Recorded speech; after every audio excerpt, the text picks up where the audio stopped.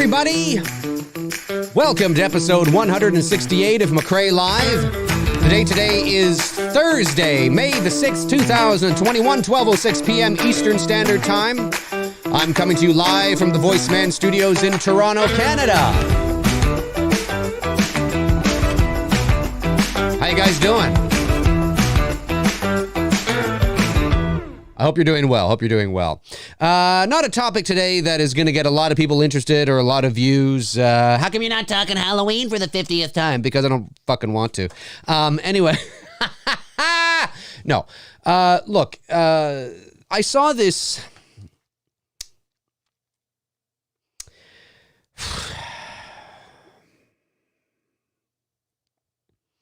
How do I talk about this? You know, this channel is not a political channel, but this is something that I think is, I do like talking about this. And if you've watched me for any length of time, you know that I like saying this, harping on this, talking about it, because I don't think it's being used as a political sort of thing. You see it a lot in the social political climate, but it really is, it can and does affect everything. And there's always been people in the world that lack nuance, right? There's always been people in the world that are not very good at instilling nuance or context, right? There's always been, like your buddy Bob, who takes everything literally, right? Or somebody, growing up who took everything at face value, right? I mean, there's always, it's not that, there hasn't been that person, but I see it in the world of entertainment as well. It's not just politics. It's not just, it's in the world of entertainment. It's in the world of how we view things. There's a very deliberate, in my informed opinion, a very deliberate, calculated intent on removing context and nuance from society, painting everything black and white, no pun intended. Again, even that is not totally true, right? But it frustrates me because there's nothing more frustrating than removing all meaning from anything, where nothing means anything anymore. It only means what you say it means. And there's two truths. There's the truth and then there's my truth. And it's like, no, there's the truth. Most art is not abstract. You can't, put your own meaning. I mean, if you want to put your own meaning onto something, that's fine, but that doesn't mean that it is objectively true, and anyway, we're going to talk about this. And it's just this article I saw, which frustrated me because I don't know how to take it. At face value, I'm like, is this a joke? Because there's more important fish to fry. There's more, it makes a mockery over things that are really important. It makes a goddamn mockery, over things that are really important, things that really matter, serious issues. It almost feels like when I was reading this article that it was a joke. Now, the principle of what the article is about isn't a joke, but where it's applied to makes it feel like this is an article from The Onion. Because it's absurd. Not the principle of what the article is talking about. I think we all can agree on the principle, which is a fundamental truth, right? In a nutshell. And it's entertainment. It's Disney World. It's Snow White. It's movies. I know this is not a video that's going to get a lot of people watching. I know it's not a video that's going to get a lot of views because people just don't generally care about what I'm talking about unless it's Halloween or horror movies. But I think this is an important show because it showed, like, I don't know how to I'm going to read the article. I'm not going to read the articles that were covering the article. I'm going to read the real article, the source of where it came from, because I think that's fair, right? You can read, the Independent, USA Today, Yahoo News, Fox News, CNN, whatever you read. You can read their coverage of this, but I want to read the actual source. And the actual article comes from the San Francisco Gate, which is essentially the San Francisco Chronicle. And it's talking about Snow White and the Seven Dwarfs, the ride at Disneyland, because Disneyland in California just opened up. And they're talking about Snow White's ride, which is brand new. They've revamped it and all this kind of stuff. I'll read it to you. And I'm going to read the whole thing because that's fair. I'm not just going to hone in on the, But I've said it before and I'll say it again. I do not believe that context and nuance can be used as an excuse for poor behavior. That's not what I'm saying. But I think it is incredibly important that we do not dismiss context and nuance altogether. Intention matters. Big time. Cannot be used as an excuse, but it does matter. But in order to understand that, you have to understand nuance. And this is, the circle that we're in. If you can get rid of nuance, then nothing means anything anymore. And it means whatever you want it to mean then. And that's not how we have to operate. That's a recipe for fucking disaster, man. If you get rid of nuance in society, nothing means anything anymore. Everything just has the meaning of what you think it means. It's like, yeah, but you can't do that, man. That's why so many people are able to run so far with the excuse of I'm offended because, well, if you're offended, well, Bob's offended, so be offended then. No, but Bob's offended. Okay. But I wasn't meaning to offend Bob. This is what I was doing. Well, Bob didn't get that. Well, then Bob didn't get it. You can't, if you try to please everybody, you end up pleasing nobody. And it frustrates me because I really think this is becoming problematic, big time. And again, that doesn't mean it can be used as an excuse. There are clear lines over certain things that are acceptable and certain things that are not. I mean, we all are mature here. I would like to think we all can agree on that, right? I mean, again, nuance, right? I mean, obviously, you can't just be a loose cannon. But I get frustrated because I think there are important issues at stake. But Snow White and the Seven Dwarfs ain't it. You're misguided. Your heart is in the right place and it's over the wrong thing. It feels like you've got nothing to complain about. Oh, well, this looks opportunistic, so we'll just complain about that. Guys, come on. Come on. Now you're probably wondering, Dave, get to the fucking thing. What the hell are you talking about? Here's the article. Disneyland Snow White ride adds magic, but also a new problem. This is from Julie Tremaine, Julie Tremaine and Katie Dowd. Julie, Katie, I don't know who you are. I don't know how old you are. I believe one is white and one is Asian, I think, if I'm not mistaken, but I could be wrong. I thought I saw two photos of them, but I stand to be corrected on that. Julie, Katie, if you ever see this, guys, come on. Like, I agree with the principle of what you're talking about. But this is not the stuff that we should be writing about. And it's difficult for me to take you seriously because the headline is all about what you talk about in like one paragraph towards the bottom of the article. It almost seems like and this is what they do. And again, as somebody who grew up in a media family, by the way, I'm not talking out of my ass. I mean, I know a thing or two about journalism and the media. Growing up in a media family, and it doesn't, and you don't have to have grown up in a media family to know this, but obviously headlines and clickbait, of course, that's not a term, that's a term really for the internet, but headlines and clickbait, type of stuff is nothing new. I mean, they've been doing this since the inception of the printing press. I mean, let's be honest here, right? But it's evolved to strange and dangerous territory. And, I just find it funny that it's all this. And as you'll see when I read the article, they don't get to this part until the end.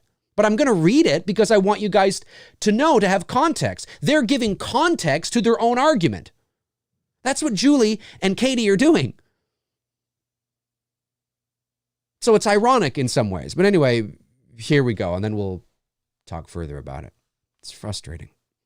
Let's get this out of the way first. Snow White's Enchanted Wish, the revamped ride that replaced Snow White's Scary Adventures in Disneyland, is really good.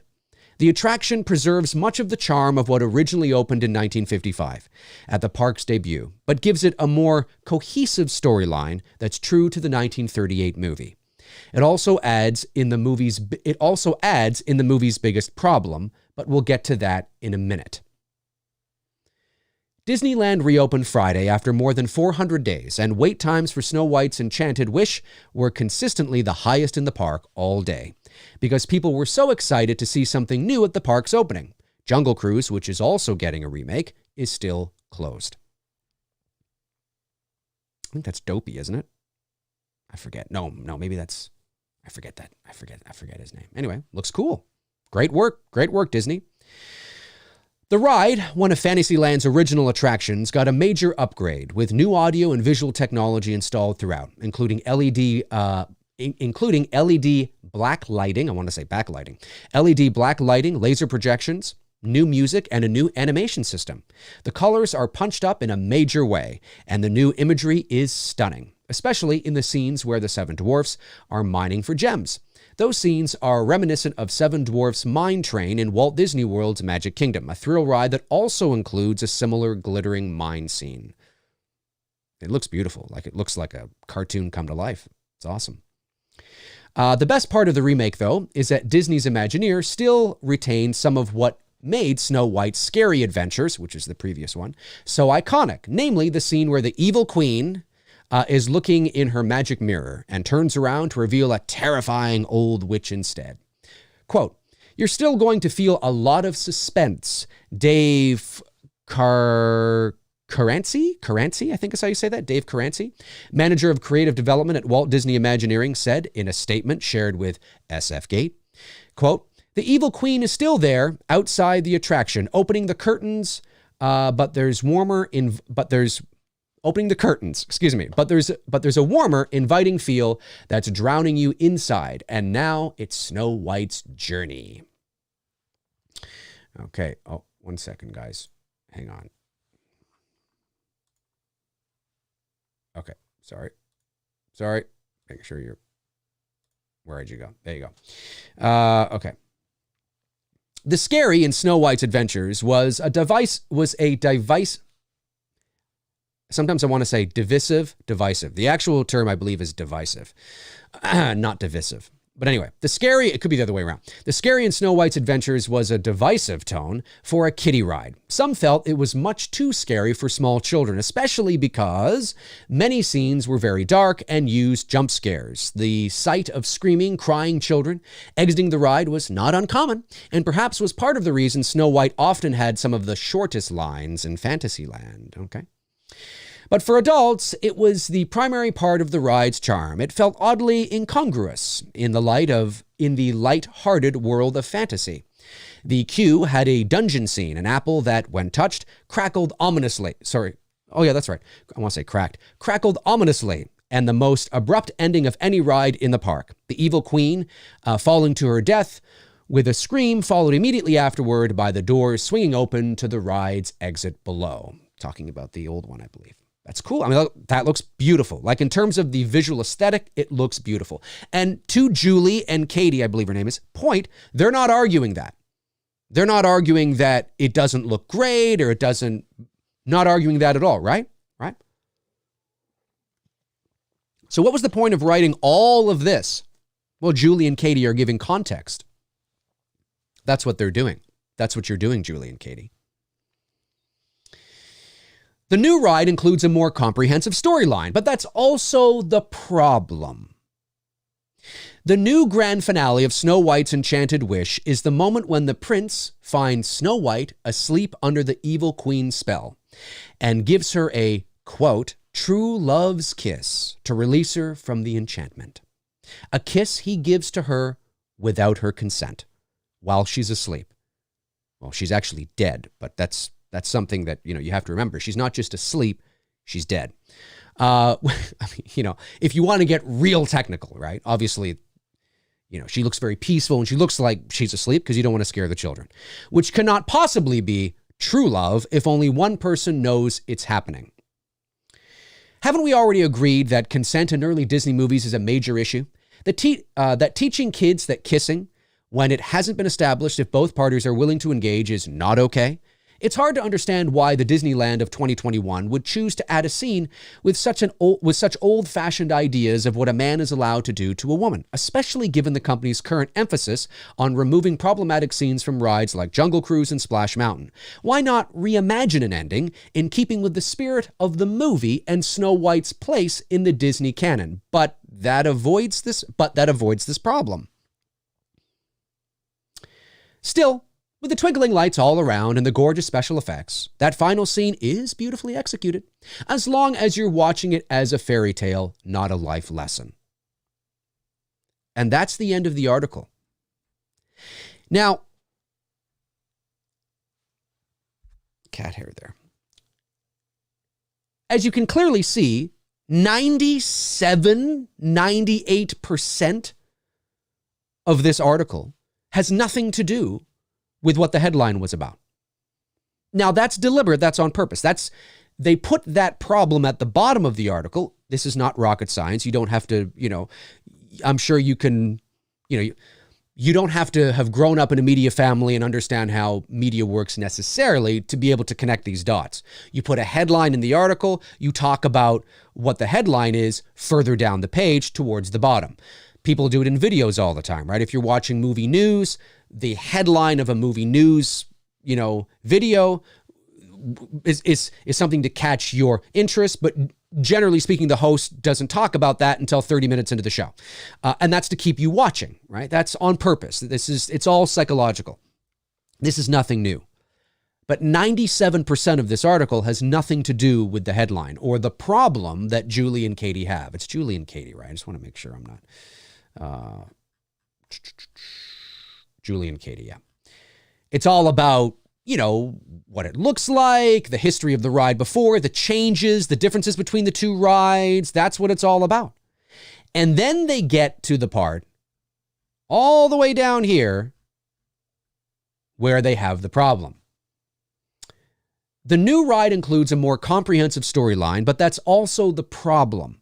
The new grand finale of Snow White's Enchanted Wish is the moment when the prince finds Snow White asleep under the evil queen's spell and gives her true love's kiss, in quotes, to release her from the enchantment. A kiss he gives to her without her consent while she's asleep.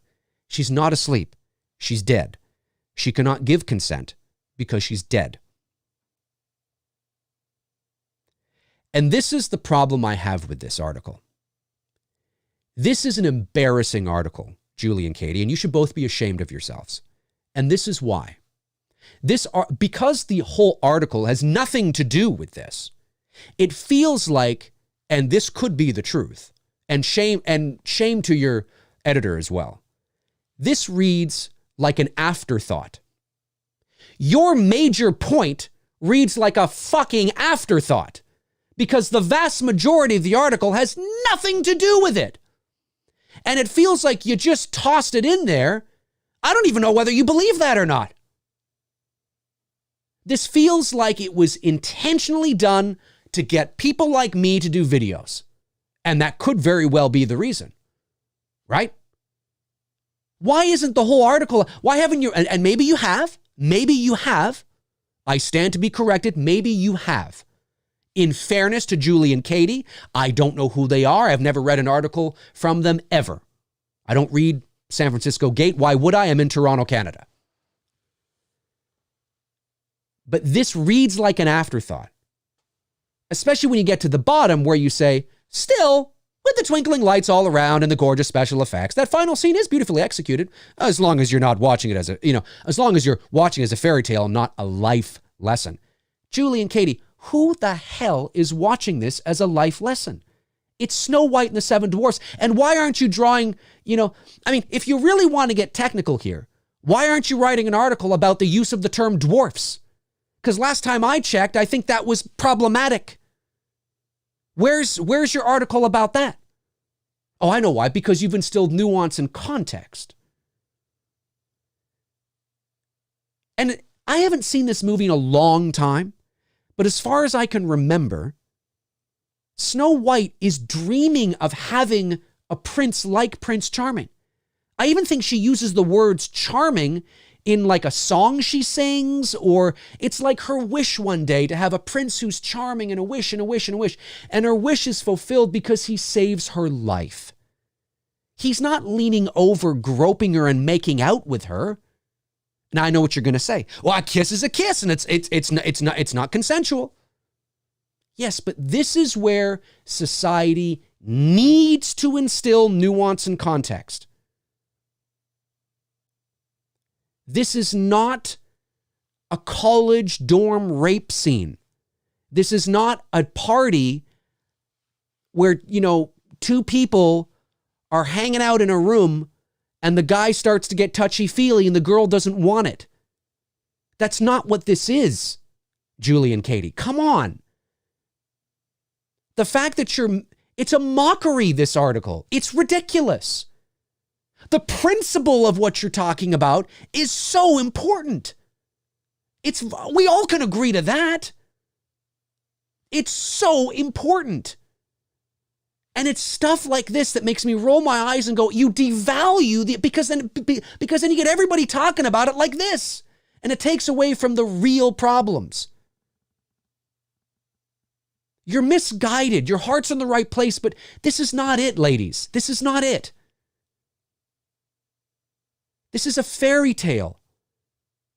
It's a Disney, and that doesn't mean that there are not racial stereotypes and problematic issues in Disney films and misogynistic things in Disney films from long ago. There are. And anybody in the chat room here is going to say, oh, no, Dave, there isn't. Oh, yes, there is. Yes, there is. 100% there is. There are major issues in some of those old cartoons and 100%, but this is not it. This is not it because of the context of what's going on. Snow White is dead. She died. She's not coming back. She's gone. If Snow White were to sit there for another couple of days, she'd start to melt and rot and decay and smell, and bugs would engulf her, and the seven dwarfs would be gone, and she'd be lying there, and she'd become one with the earth. I mean, that is literally what's about to happen. But a man comes in and saves her from that. Not by groping her boob, not by touching her inappropriately, but by giving her just a gentle kiss that releases her from the spell, that brings her back to life, and they live happily ever after. This is not an issue when you instill context. It's like the equivalent of giving somebody CPR. That's not the best example, obviously, but hopefully you can instill some nuance and see what I'm trying to say. This is not where our efforts should be. This is not where our efforts should be. This is crazy. And because it appears as an afterthought at the end of your article, it's difficult for me to take you seriously. Because even at the end of the article, you're like, still, things look all right, just as long as you don't take it as a life lesson. Who's taking it as a life lesson? Ladies, I don't know how old you are. I don't mean that as a pretentious, condescending remark, but I can't help it. I would like to think that if you're over 40, you kind of go, well, no, that's not really, we shouldn't be. I mean, that's not really, I know that sounds really condescending of me to say, and I don't mean it to sound that way, but it's just difficult for me to believe that this is the world that we are living in now. Like, it's like, what is going on? This is silly. The principle's not silly, but this is crazy. Think about the context of what's going on in the movie. It has nothing to do with what you're talking about.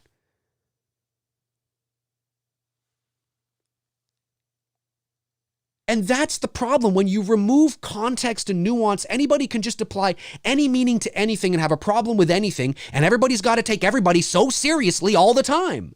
Because the repercussions of not taking some, the repercussions of saying, no, guys, screw off. That's ridiculous. Oh, I'm offended by that. What about this? It's like everybody gets a seat, and it's like,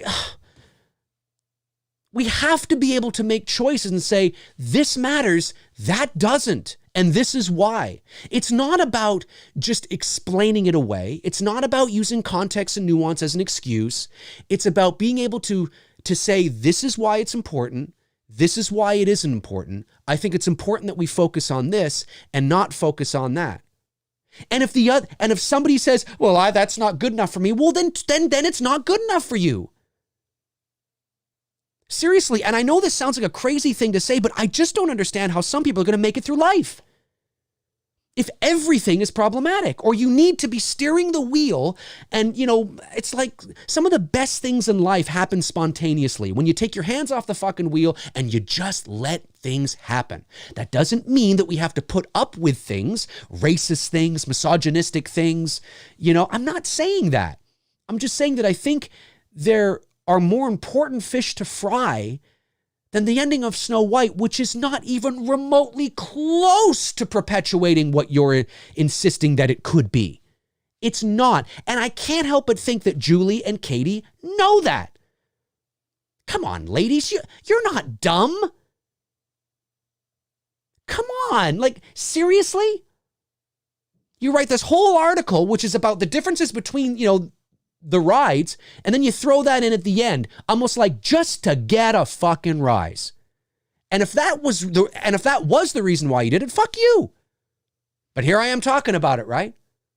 But I'm talking about it because if nobody talks about it, it's going to fester. These things are insidious. And before you know it, that's just life.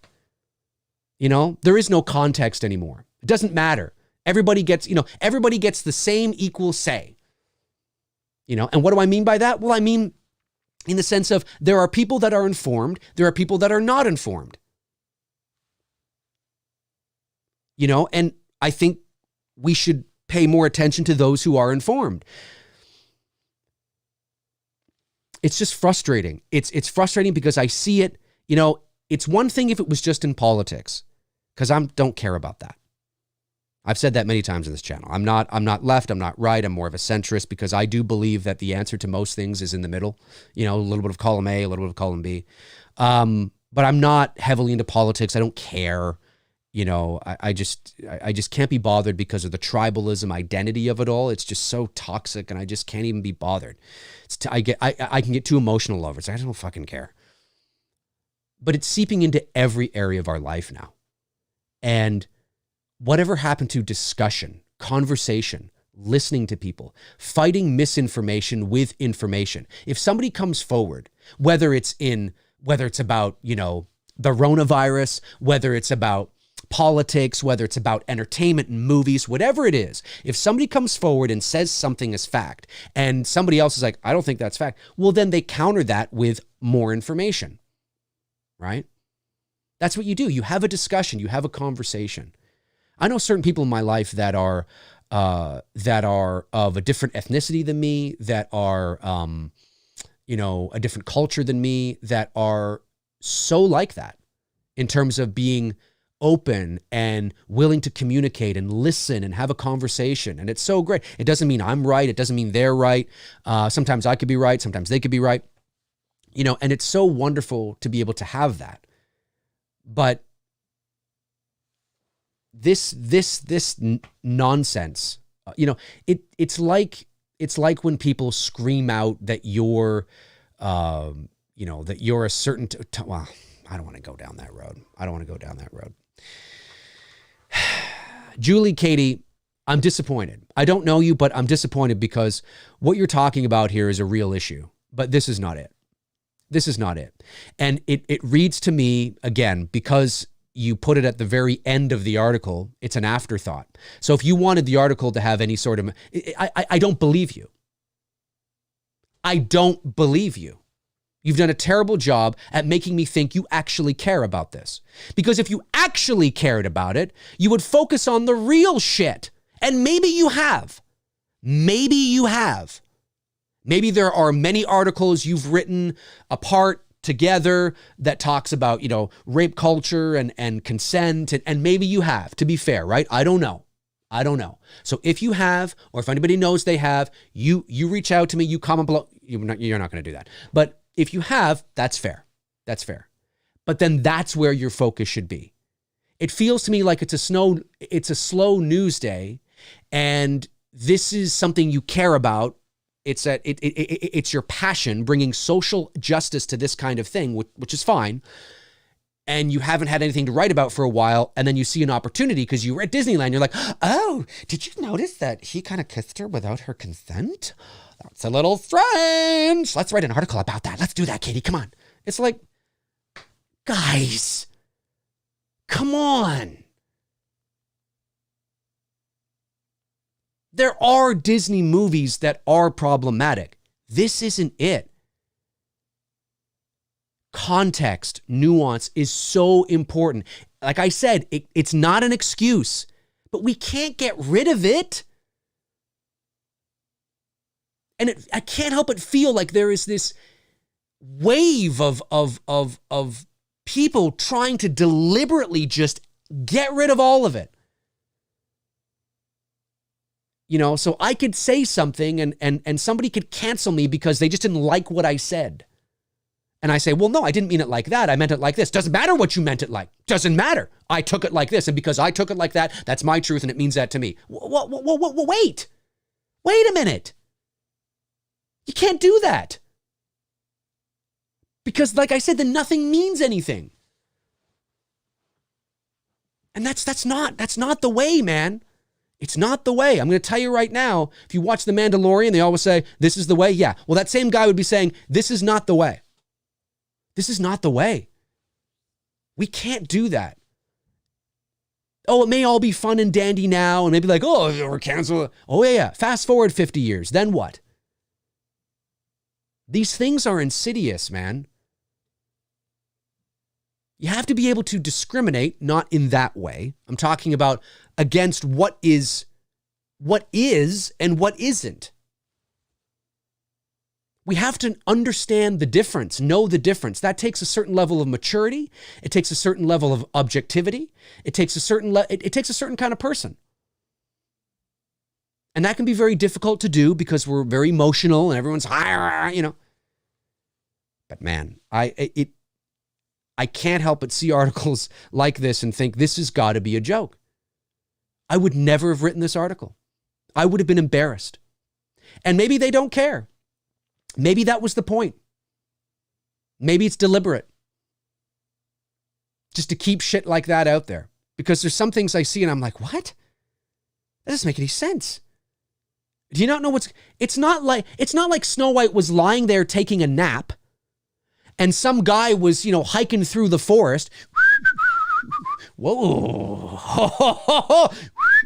And maybe did one of those old school Disney character cartoon things, like his heart goes like this, and then his crotch goes boom, boom, boom, boom, or something. He's like, woohoo, yeah, and his tongue hangs down. You know what I'm saying? That's not what happened. And he runs over to her. She's asleep. She's not dead. She's not unconscious. She's not comatose. She's just asleep. She's taking a nap in the forest. It's beautiful. It's serene. It's sunny. She's taking a nap. And he goes over and goes, oh God. I mean, mean? Like, you know what I mean? Well, then, yeah. Then I could be like, well, hang on a sec here. Maybe in the 30s, that was hilarious. And all the, guys in the audience are like, woohoo! And they're nudging each other, whatever. Yeah, maybe that's a problem. Well, not maybe, that is a problem, right? And if the Disneyland ride had any essence of that, I'd be the first to go, it's a little inappropriate, don't you think? I mean, that would have been inappropriate 25 years ago, okay? You know what I'm saying? But that I get. But this, when you understand the context, when you instill some nuance and you get what's going on in the bigger picture, I don't get it. It's not the same. Ladies, it's not the same. The principle, like, I get what you're saying, but this is not it. This is not it.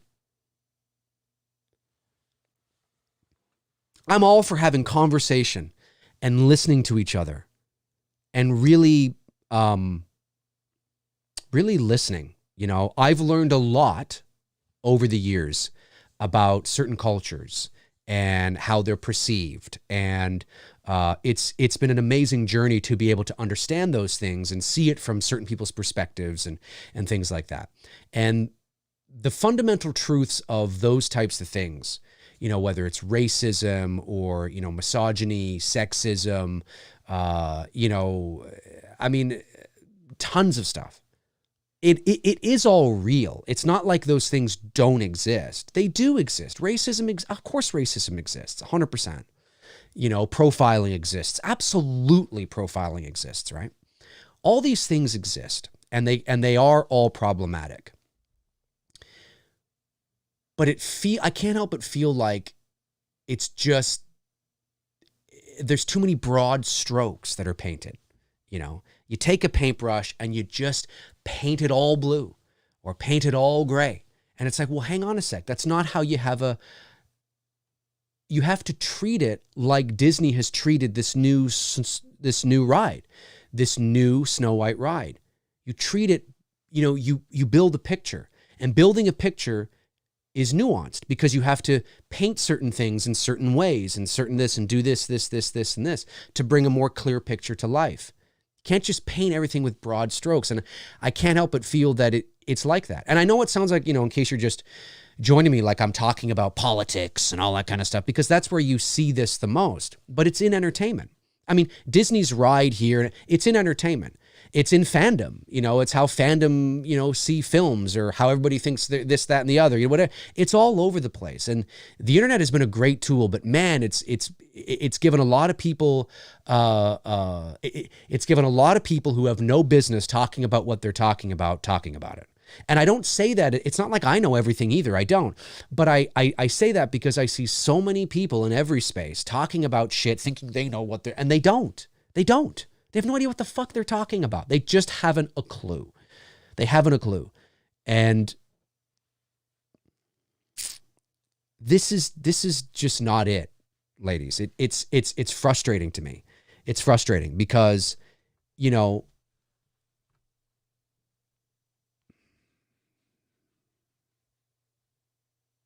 I don't know, man. I don't know where we're going to be 5 years from now, 10 years from now. I know that sounds very dystopian, like I'm all, but I don't know. I mean, if this is what it's like now, what is it going to be when, I'm 60 in 20 years?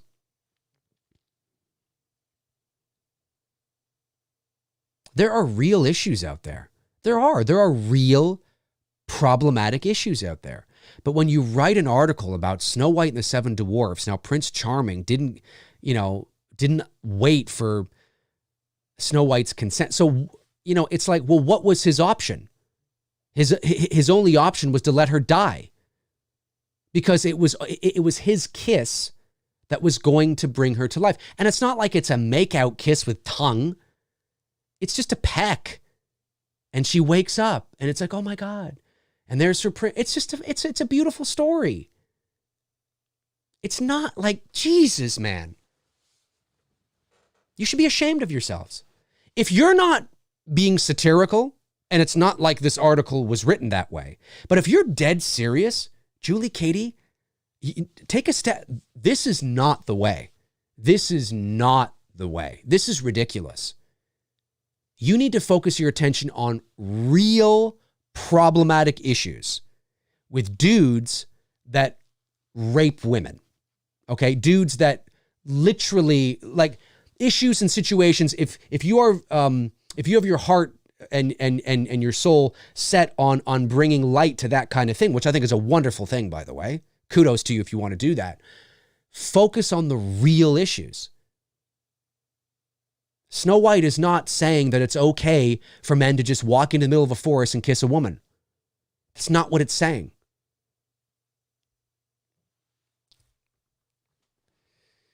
But doesn't matter. And their suggestion was to change the ending. No, change it. To what? She's not dead? He doesn't kiss her, so he lets her die? I mean, what? Well, maybe he doesn't. Maybe he sings a song and she wakes up. Yeah, that's cool. But that's not the ending. Because she's dead. Anyway, I've rambled on here long enough about this, but it gets me frustrated. It gets me frustrated. It just, this is not the way. This is not the way. Julie and Katie, this is not the way. I don't know you guys. You guys might be brilliant journalists, writers, and I sincerely mean that. I don't want anybody to leave this show thinking that I'm attacking Julie and Katie. I'm not attacking them. They'll probably label it as that, but but I'm not attacking them. I'm not attacking you guys. I just think you're misguided. I think this was, and again, if the whole article was about this and you were talking about, you had used I still wouldn't have agreed with you. I still would not have agreed with you, by the way. But if you had used the Snow White thing as the anchor, which you did, but then the rest of the article was about the importance of rape and consent and all that, well, then I would have been like, well, I don't agree with you, but at least this article is, all about that. But the fact that the whole article, I mean, you could have ended the article a paragraph earlier and nobody would have known that it was about what you're talking about. It feels fake. It feels like nothing more than just sliding that in at the very end just to piss people off. And maybe that was your intention. And like I said, if it was, I'm sorry, but I have no respect for that. There are women out there right now. Ridiculous. This is ridiculous.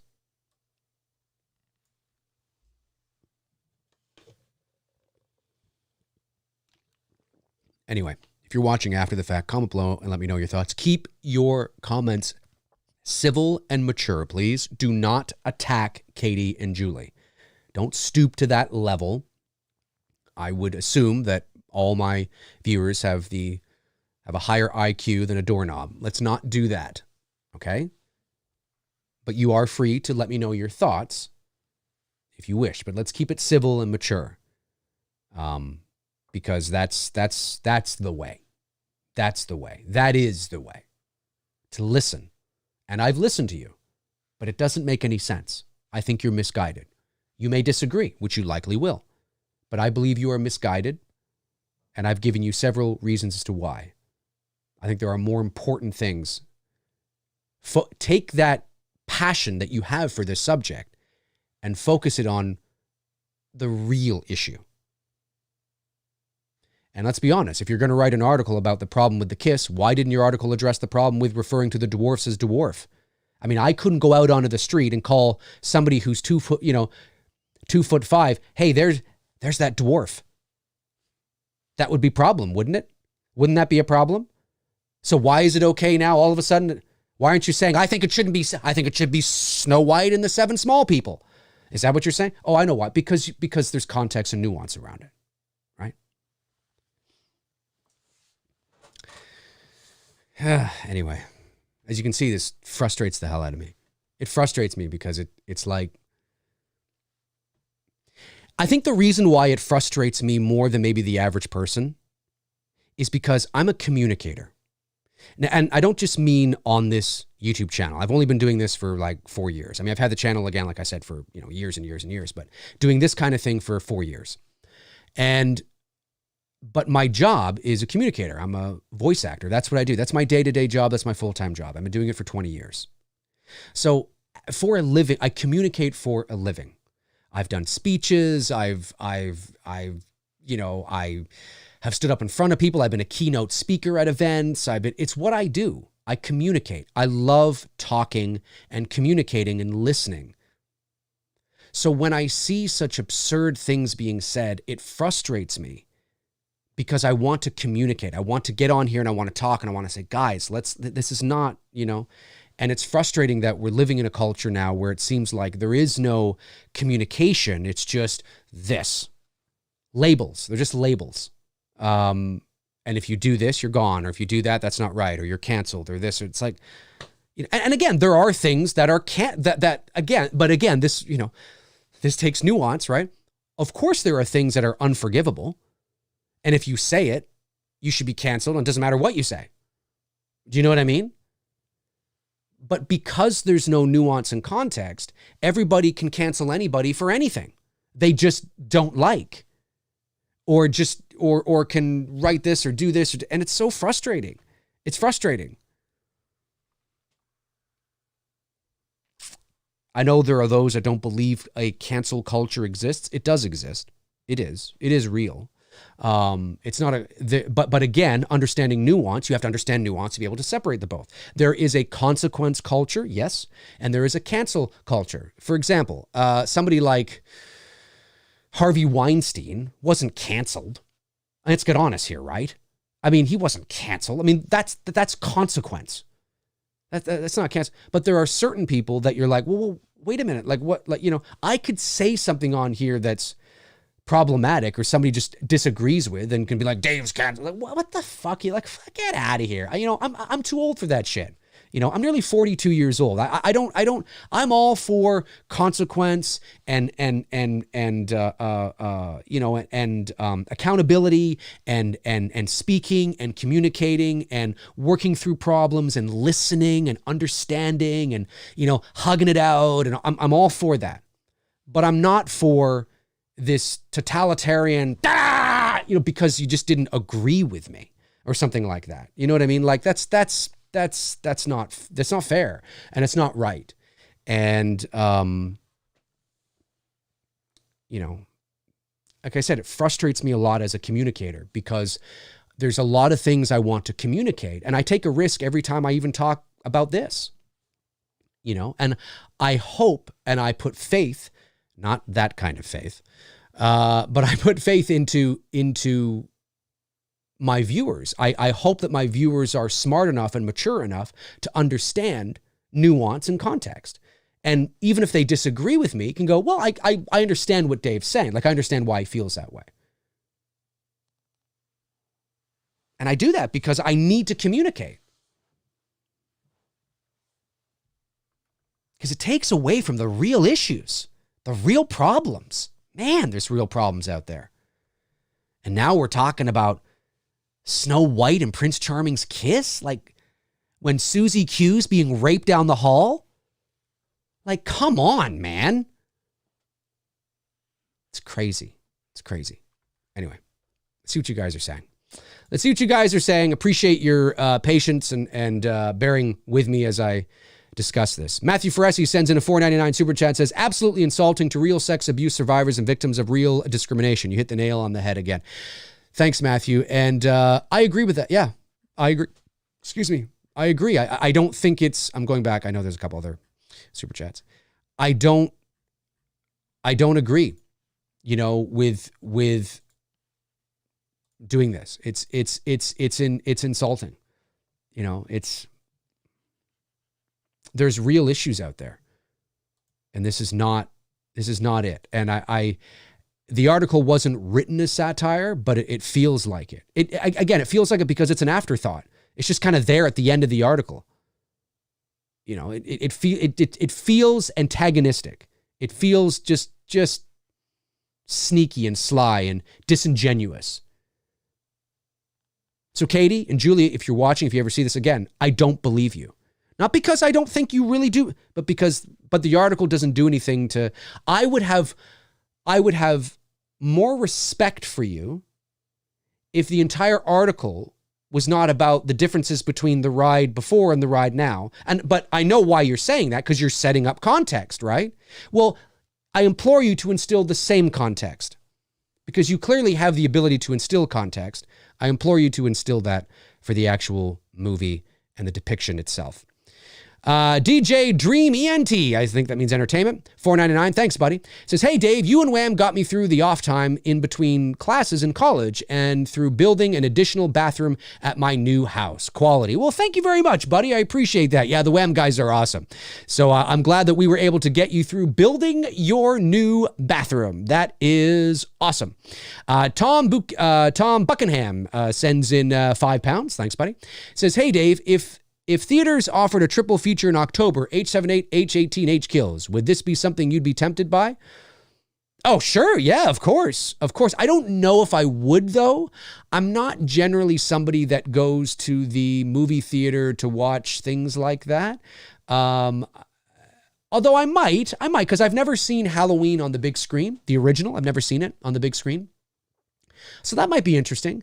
I mean, the idea of sitting through like 6 hours is kind of not enticing to me. I'm not one of those people that would go and watch the entire Star Wars fucking saga just to watch the last one. I'm not somebody that would do that. I just don't care. And I don't really need to see H18 again. You know what I mean? Like, I've seen it. I know it. I don't need to see it. So I would just rather go watch the original. I'd just rather go watch the original. So I can say I've seen it on the big screen. And every October, you do see it in theaters, but never up here. I rarely see it in theaters up here in October. Not that I can think of anyway. So whenever somebody says, Dave, Halloween's back in theaters, like, yeah, I know, but you remember I'm in Canada and we're not as cool. I haven't seen it, so I'm not really on the big screen. So, but I'd love to see it on the big screen. That's for sure. Let me see. What else we got going on here? Hey, Winter Rose, 4444.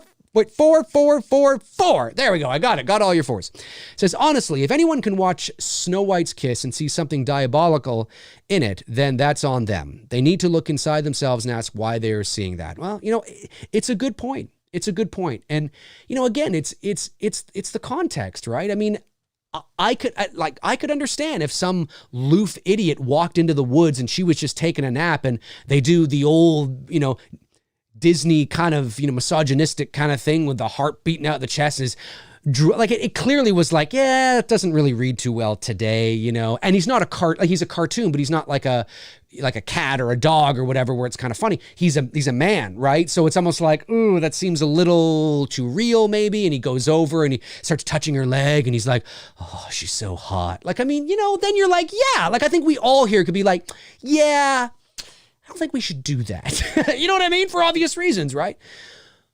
But this, like, when you understand what's going on, she's dead. I mean, yes, she's sleeping. I get it, but it's an eternal sleep. For all intents and purposes, she's dead.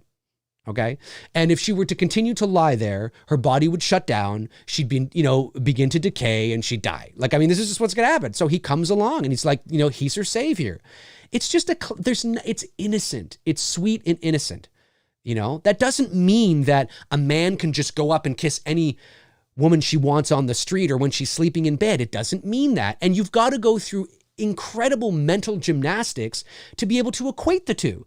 Like, it doesn't, like, it's like, guys, come on, let's not make this world, man. I'm not talking about excuses, but I think we need to dial it back before it gets, well, it is really crazy already, but I agree. It's like, come on, let's focus our efforts on real problems. Like real problems that women are having right now, let's focus on that because then it's like, I mean, I'm pretty sure, and I don't want to speak for anybody. Okay. I don't want to speak for anybody, but I'm pretty sure that women who are in abusive relationships right now would give anything to be out of an abusive relationship watching the ending of Snow White and the Seven Dwarfs. Just saying. That is an assumption on my part.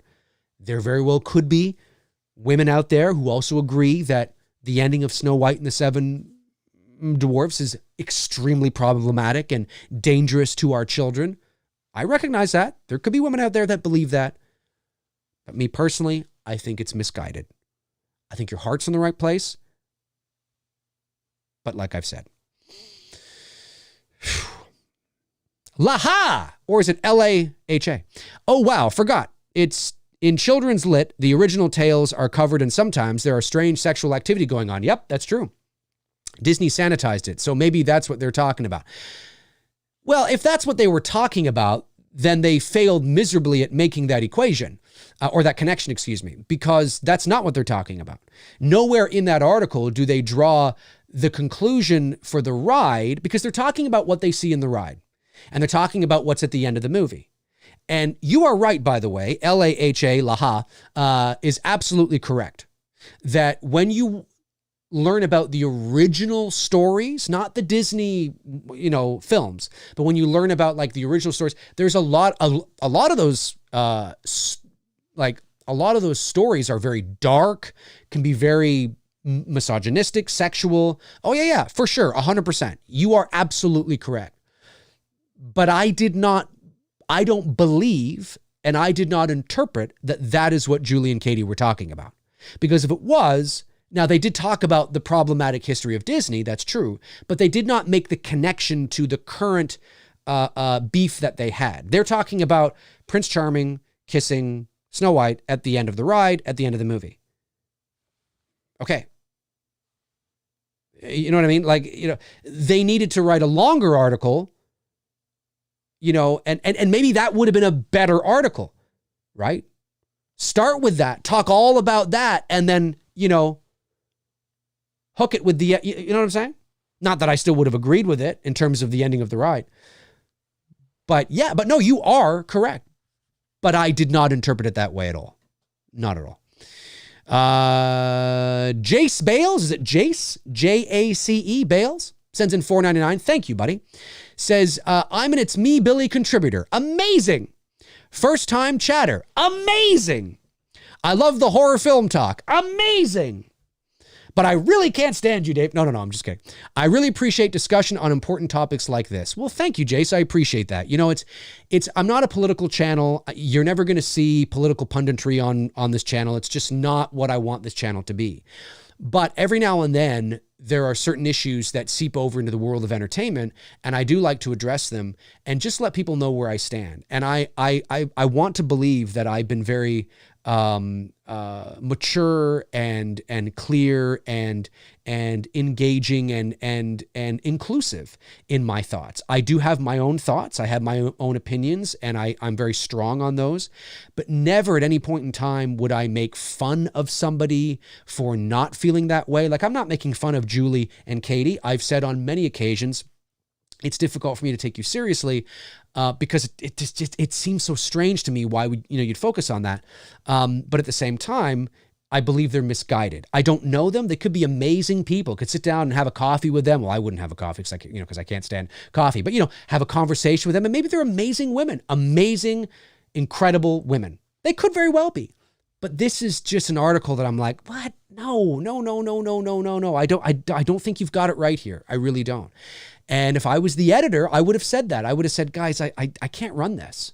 Like, I can't, like, I appreciate what you've written in terms of the principle, but I'm not going to run this. This is not, I don't feel this is right. I think go back, write an article about the real issues, you know what I mean? And then I'll run that, you know what I mean? Anyway. But I agree. It's crazy, and it does seep over, and every now and then I like to talk about it because, and I put myself out there each time, and I hope, like I said, I put hope into my viewers, whoever they are, whether they're tuning in for the first time or whether they're not, that I have been very clear. Sometimes people say, oh, Dave, you repeat yourself a lot, which I do. I do repeat myself a lot. But the reason why I do it is not because I don't think I've mentioned it before. I repeat myself a lot for emphasis right? To really hammer home a point. And I also repeat myself a lot throughout the course of a video or a show, especially when I'm live, because I don't know who's tuning in and when. Not everybody is watching me from the very beginning. So I do that to really make sure people understand where I'm coming from, the clarity of where I'm coming from. You know, that's very important. And in doing, yeah, maybe it might be annoying for some, but by prefacing a lot, repeating every so often, you know, an important point and hammering it home, then there is no evidence that I limit the possibility that somebody's going to take my words out of context or misunderstand what I'm saying. And if they do, I can point to the video on a multiple occasions where I say the complete opposite of what they're accusing me of. Do you know what I mean? So that's why I do that, is to cover my bases, to cover my ass in a lot of ways, especially in a conversation like this, you know? So if somebody was to then comment and say, Dave hates women, he made fun of Julie and Katie, I can be like, no, and here's the evidence, you know? So it's important. It's very important. Movie Chat and More says sends in 10 pounds. Thanks, Movie Chat and More. Says, hi, Dave. I'm seeing my nephew Kel tomorrow for the first time in over a year. Very cool. A guy's night of Halloween and booze. Could you please give him a shout out and tell him how useless Ray is in HAT? Well, hey, Kel, how you doing, my man? I hope you're having a good day and enjoy your time with your uncle tomorrow. Or is it tomorrow? Yes, it's tomorrow. Well, Ray is very useless in Halloween 18. That's right. His claim to fame is getting peanut butter on his penis. I mean, that really is he is as useless as they come. So I do agree with Movie Chat and More there, for sure. That's funny. Dude says, imagine if you were a woman on your deathbed, sleeping forever, with only a kiss from a prince being the secret to saving your life. Do you accuse the prince of assault after he saved your life? Well, and again, I mean, that's the nuance, right? It's that, well, hang on a sec here. I mean, this is like, in principle, should a man kiss a woman without her consent? No. Right? We all agree with that. No, of course not. You know, now, should a woman kiss a man without his consent? Well, no, right? But again, to instill some nuance, generally speaking, men, in the principle of it, the principle still rings true. Whether you're a man or a woman, you shouldn't kiss the opposite sex without their consent. The principle, the fundamental truth of that is still true for both sides. Having said that, though, historically, we know that it's women that suffer. It's a lopsided thing too. Women suffer greatly from that at the hands of overzealous, problematic men. We know that. So that's why you don't really hear that a lot. So I agree with that. But again, yeah, it's that thing where it's like, but this isn't just, she's not just sleeping, she's dead, you know? And then and like I said, we have to remember, she's been pining for a prince. I think she's got several songs or one song in the movie somewhere. Again, I haven't seen the movie in years, where she sings about wanting a Prince Charming, a prince. She's dreaming about him. Oh, and then he comes and saves her life. It's a beautiful story, man. You know, it's not. And like I said, it's not like he's anyway, it's so frustrating. It's so frustrating. Oh, Lordy. Let me see if I don't think I missed any super chats. No, I have not missed any super chats. Robert P. Thidoff. Dave, the JFK assassination, the disappearance of Jimmy Hoffa, and the disappearance of Amelia Earhart. Which has the best chance to ever be 100% solved? Ooh, I would say Amelia Earhart. Between those three. And the reason why I say that is because I actually am somebody that doesn't believe in the official story of the JFK assassination. It's not something I can get into deeply here because that would change course of the whole show. But let's just say that I do think there is enough evidence to suggest that Lee Harvey Oswald was, at the very least, not the only shooter, if a shooter at all. I think there's enough, at the very least, circumstantial evidence, but even beyond that, to suggest that that's a possibility.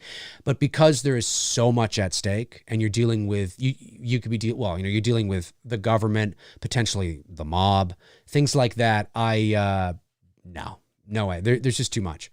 Jimmy Hoffa, same sort of thing.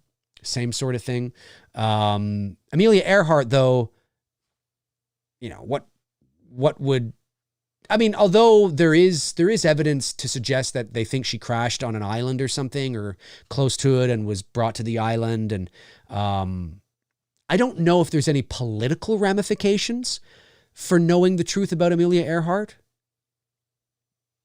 I don't know. I'd have to look into it more. But I think based on that alone, I think you're looking at Amelia Earhart for sure. Because I think it's the less problematic of the three. That's my opinion, though. Chris Baber sends in $4.99. Thank you, Chris. Says, Dave, if I get teabagged... Chris, if I get teabagged on vacation, should I blame Frank or wake up and realize I'm still in time? Oh man, if I had that is so I don't even know where that's hilarious. I would say that I would maybe both. Maybe that's the way to go. Both, I think, is the way to go. That's so funny. Cody Buchanan sends in $10. Thank you, Cody. Says, hey, Dave, since you are a voice actor, is there any cartoon voices that you look up to?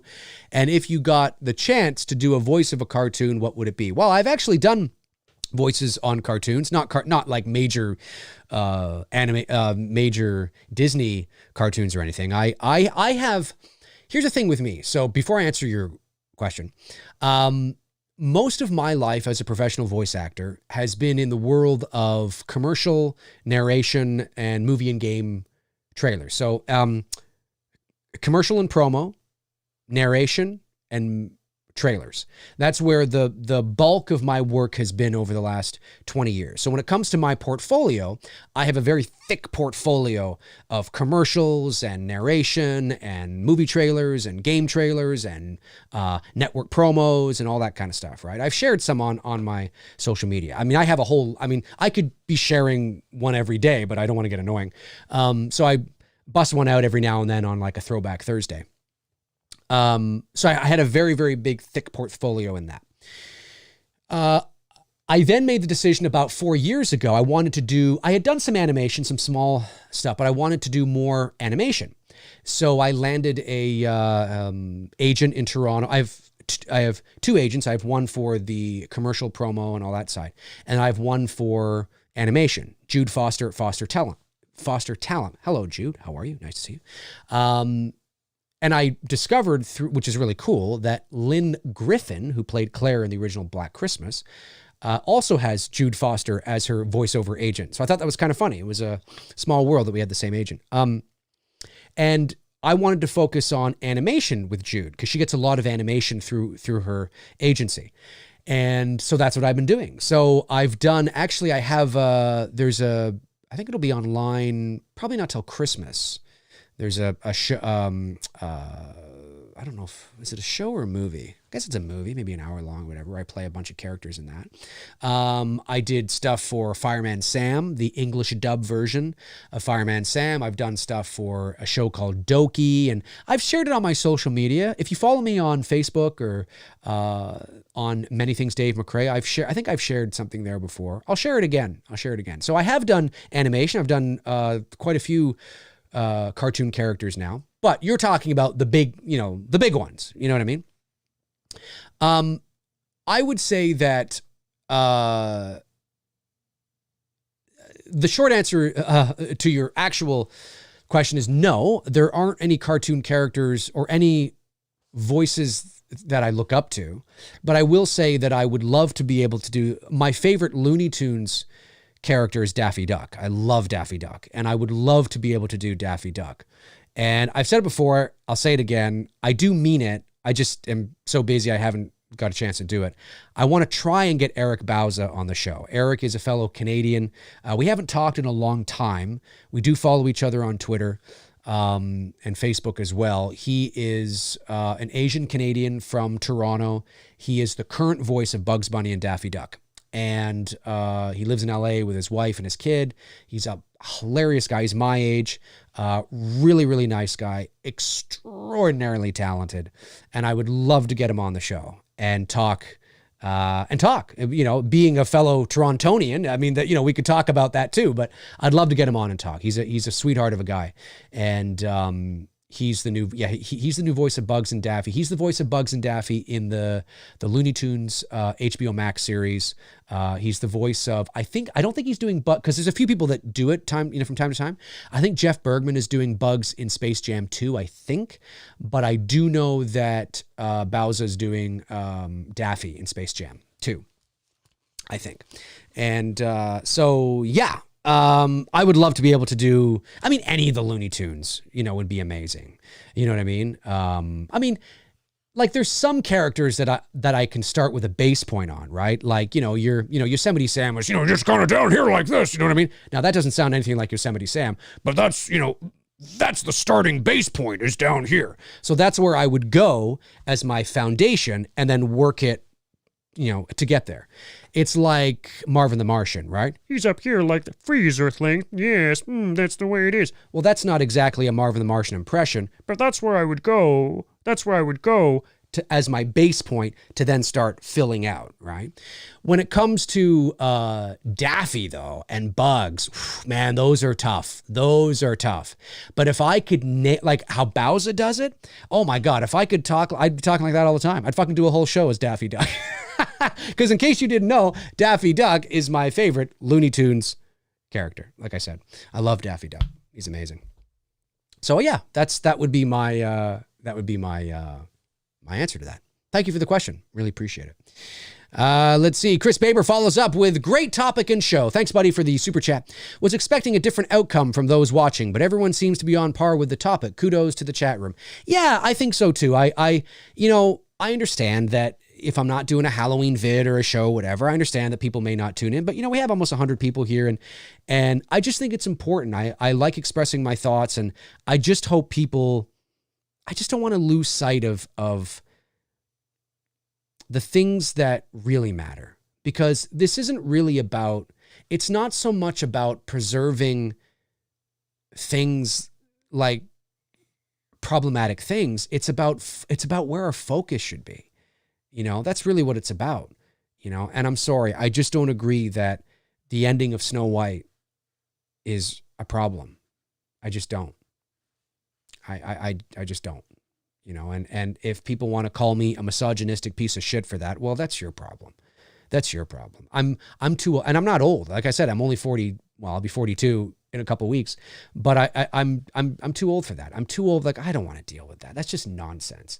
You know what I mean? Like if somebody's going to try and cancel me or call me a whatever because I, say something that, like that's their problem, man. That's crazy.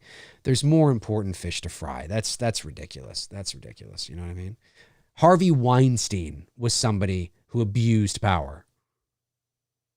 Prince Charming is not that person. Okay. Anyway, crazy. Nick Mundell says, Dave, completely off topic. That's okay. But did you hear the big news that our Canadian Tire in Welland... Nick, I didn't know you were you're in Welland? Or maybe I did know that. Dude, you have to forgive me. Maybe I did know that. I went to college in Welland. That's where I went. I went to Niagara College on the Welland campus. I stayed at the Niagara College residence on, is it First Avenue? Woodlawn and First Avenue, I think it is there. That's where I stayed. Yeah. Anyway, says, and for those of you who don't know, Welland, Ontario is about 20 minutes from Niagara Falls. And I went to Niagara College and studied radio, television, film back 4 years ago. Dave, completely off topic, but did you hear that the big news at our Canadian Tire, for those who don't know, Canadian Tire is like a Home Depot or whatever kind of thing. Our Canadian Tire in Welland will soon be renovated and the third biggest in the country. So we've got that going for us, which is nice. It's funny when I was at Niagara College in Welland, my first year it was my first year or second year? No, it was the second year. I had a radio show on the Niagara College radio station. And it was a show called The DJ Show because the J in DJ was my buddy John Haddon. And John Haddon, I think, works in the news department for Global News, if I'm not mistaken now, in Toronto. But anyway, we had a show. We had a radio show. I believe it was once a week. I think it was every Wednesday, if I'm not mistaken. And we did a show, and it was like a call-in show, and we played music and all that kind of stuff. And I did the intro for our show, and it was like of epic proportions. It was ridiculous. And in the voiceover, I remember saying that I always referred to Welland as the armpit and inner thigh capital of the world. That's but, you know, I'm like 20 years old. You know, it was my first time away from home. It was like this little small town. I'm from the big city, you know.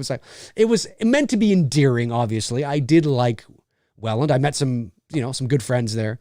But it was funny. I always used to say that. It was kind of funny, but that's fun. The third biggest in the country. Amazing. So Welland's moving on up. Welland is moving on up, ladies and gentlemen. Moving on up. Chester Franklin Jr. says, Dave, how you doing? Congrats again on It's Me, Billy. Thank you very much. And have you seen AMC Fear Fest before on TV? I have, not in a while. Love your YouTube channel. Respect. And what movie did Dean Cundy did the best? What did he do? Oh, I don't know. You know, I mean, Dean Cundy, well, I mean, it depends, right? I think Dean Cundy's probably most impressive film would be either Who Framed Roger Rabbit or Jurassic Park. I think because of the computer animation and, you know, the other factors that were at play, capturing the emotions of, now, of course, that comes down to the directors as well. But certainly I think in terms of logistics and shooting a movie like Who Framed Roger Rabbit or Jurassic Park, I think is probably his most impressive work as a cinematographer. Because we sometimes forget that he did that. He also did all three Back to the Future movies as well. I think it was all three, right? It wasn't just the first one. I think it was all three, if I'm not mistaken. I think. Anyway, the first one for sure. But yeah, so that's impressive too. You know, we sometimes forget that Dean Cundy's not just Halloween and, you know, The Fog and Escape from New York. I mean, he's gone on to become one of the most prolific DPs in the history of cinema. Now, he didn't stay with it. I mean, certainly after Apollo 13, his movies he didn't quite stay with it. He kind of fell off the map, I would say, after Apollo 13 in terms of prestigious films, you know, that are huge. But certainly, I mean, he's got 3 movies that are pop culture icons, you know, which are Back to the Future, or 4 movies, I guess, if you want to think about it, 4 movies. Did he do The Thing? I don't think he did The Thing. Did he do The Thing? Let's check. Let me see here. Did he do The Thing? I don't think he did. Yes, he did. Yes, he did. He did do The Thing. Okay, so he did The Thing as well. Yeah, he did do The Thing. So I wouldn't say The Thing, but yeah, no, I guess so. If you look at, and he did Psycho 2 as well, right? But you look at Halloween, The Thing, but let's talk about these. So Halloween for sure. I'm going to leave The Thing out, okay? I'm talking about on a bigger, grander scale. The Thing is largely... The Thing could be in there in terms of how it was. The Thing was a movie that didn't do well at the box office. It was a box office bomb. And only in retrospect, years later, has it become a cult classic. But when we talk, you know, when we want to talk about films that made an immediate impact, you know, Dean Cundy, I mean, Halloween, Back to the Future, Who Framed Roger Rabbit, Jurassic Park. I mean, those 4 movies there are pop culture cinematic legends. You know what I mean? And so that's pretty big. You know what I mean? He was a sought after dude during that time. And so yeah. But he's done a lot. He's done a lot for sure. Real Reveal says, hi, Dave. How will the premiere of It's Me, Billy play out? Super excited. Can we dress up? You can dress up if you want. Yeah, for sure. Of course you can. Absolutely. I can't say too much right now because obviously that's only for you guys. That's why we're corresponding through emails and things like that. That, of course, for those of you that don't know, is the private special screening that was on the Indiegogo campaign that will be happening about the week prior to the official release of the movie. No One Wonder Fan says, interesting that the whole story is about her stepmother trying to have her murdered and then decides to just do it herself. Murdered. But they're worried about the innocent kids. Yeah. Well, you know, I mean, this is the situation where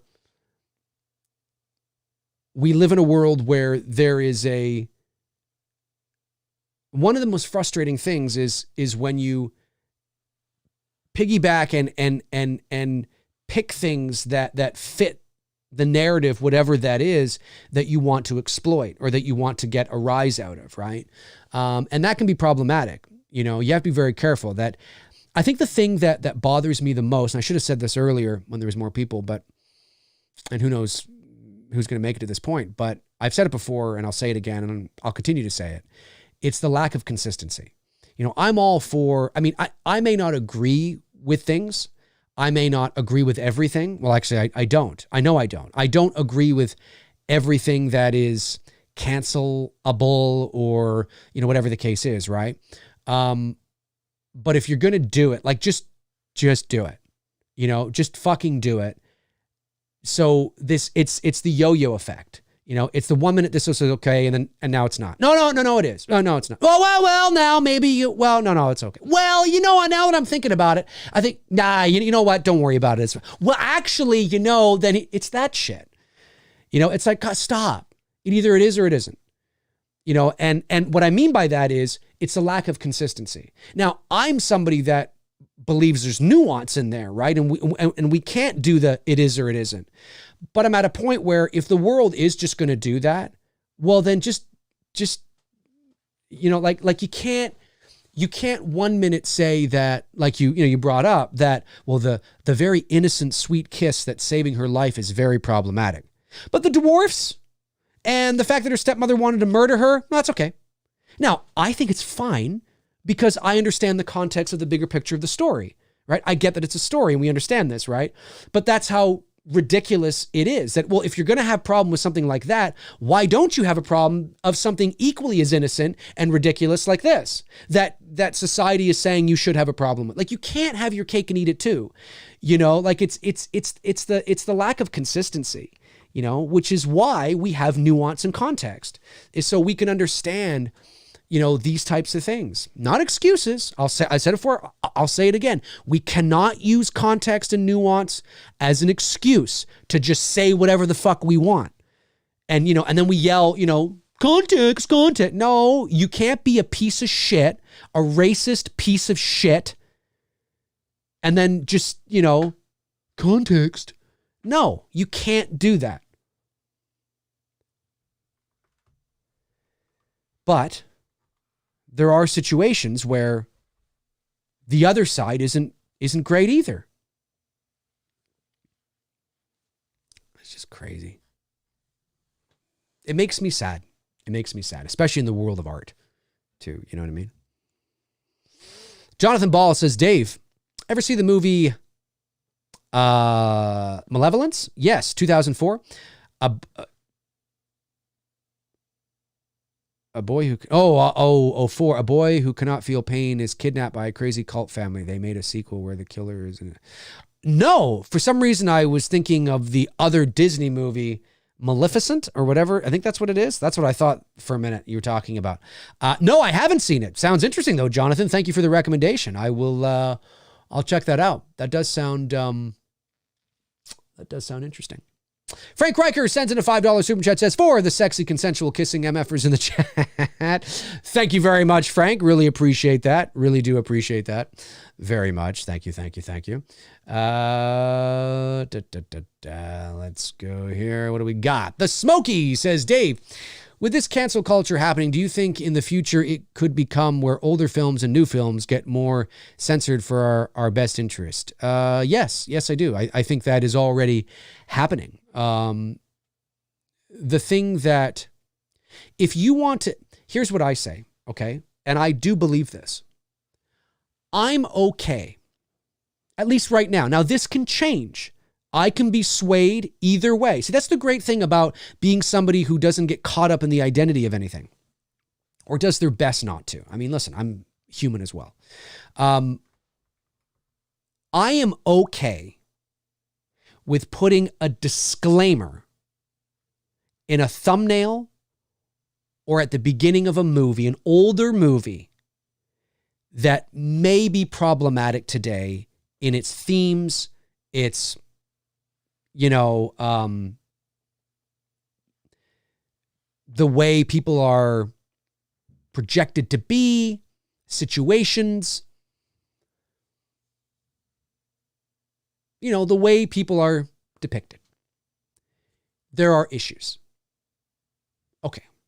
With how we've evolved and where we are now. Okay. That could rub some people the wrong way. Okay. Yeah, I could see that. I'm okay with putting a disclaimer. I'm okay with that. I'm okay with putting a disclaimer in the thumbnail or even at the beginning of the film. A thing pops up and says the following program contains, like the old VHS days. Of course, it wasn't about race and that kind of stuff. It was usually about coarse language, nudity, and, violence or something like that, right? The following program contains scenes of violence, nudity, and coarse language. Viewer discretion is advised. Well, I'm okay with having something like that, but with the depiction of cultures, how we work, all that kind of stuff. Okay. All right. I get it. But I'm not okay with deleting and changing the art. I'm not okay with that. I'm not okay with it. I would much rather, and I don't want them to do this either, but I would much rather they never show Gone with the Wind ever again. You can't buy it. It's out of print. I don't want that. We don't want that. Because that's bad. That's really bad. Really bad. But I would rather that than have, this is just me talking, than have a version that is heavily edited because it's the principle. That's not the movie. That wasn't the intent. But these things are racist. That's why we have the disclaimer. And I think for those that want to watch it, those that can provide context and think about the time period and what was going on, it can be a useful teaching tool as well.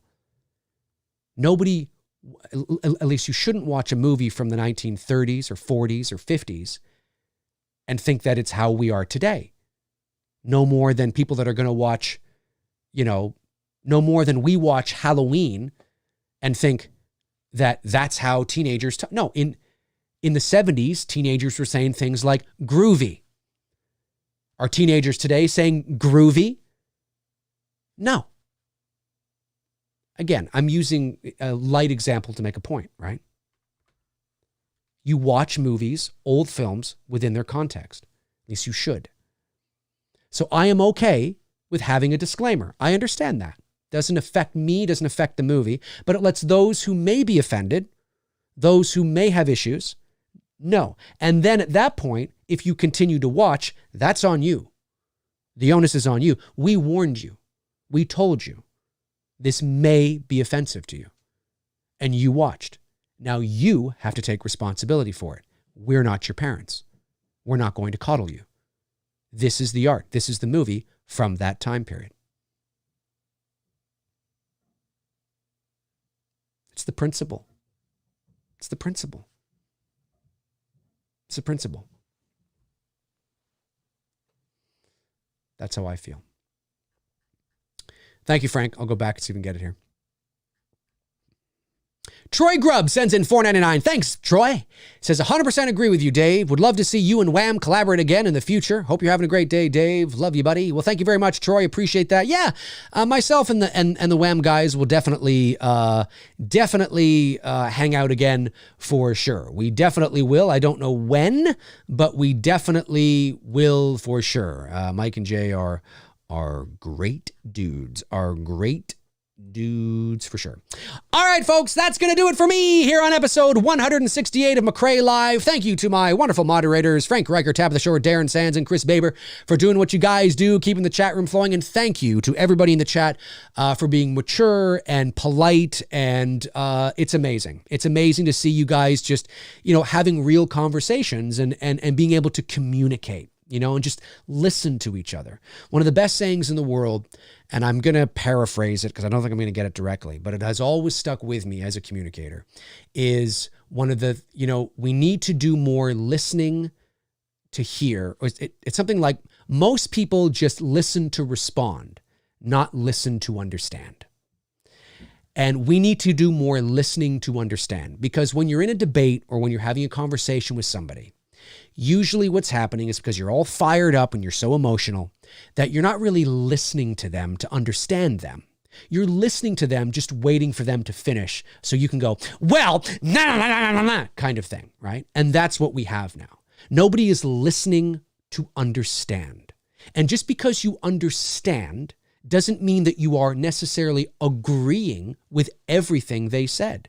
You're just doing your best to listen and understand their point of view. And then you take that and you respond.